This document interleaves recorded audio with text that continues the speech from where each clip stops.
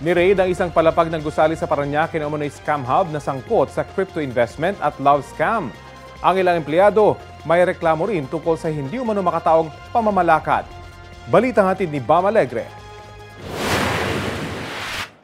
Sa bisa ng search warrant, sinalakay ng pulisya ang 9th floor ng gusaling ito sa Parañaque.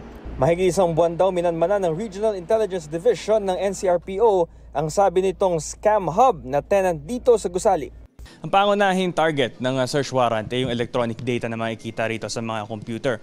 Ngayon kung makikita ninyo, napakaraming computer. At dahil pinoproseso pa yung operasyon na ito, nandito pa rin yung mga empleyado na naka-assign dito sa mga computer.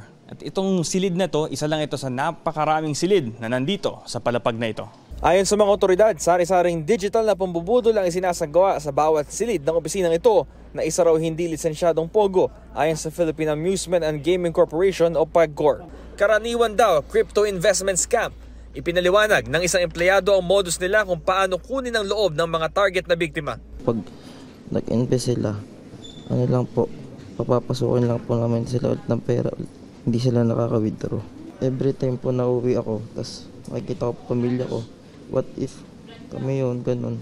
Kailangan lang po talaga dala ng pangangailangan. Meron ding love scam. Sa mga computer screen ng mga empleyado, nakatala ang edad at civil status ng mga biktima sa messaging apps.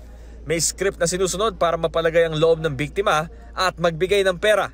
Ayon sa isa pang empleyado na nakausap ng GMA Integrated News, mga Pilipino at Banyaga ang nagpapatakbo ng umano'y scam hub.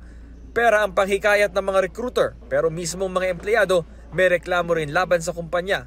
Hindi raw makatao ang pamamalakad ng pamunuan. May nag-i-explain po sa amin na isang recruiter na tas ini-explain po sa amin yun. And then yung nangyayari po, papanguha po kami ng malaking sahod daw.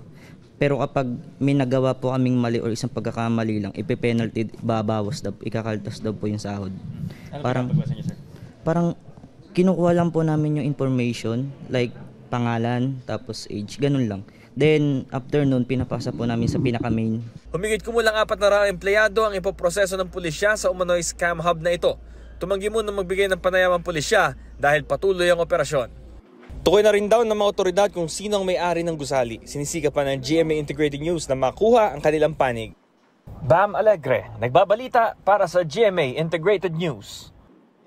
Kapuso, alamin ang maiinit na balita. Bisitahin at mag-subscribe sa GMA Integrated News sa YouTube.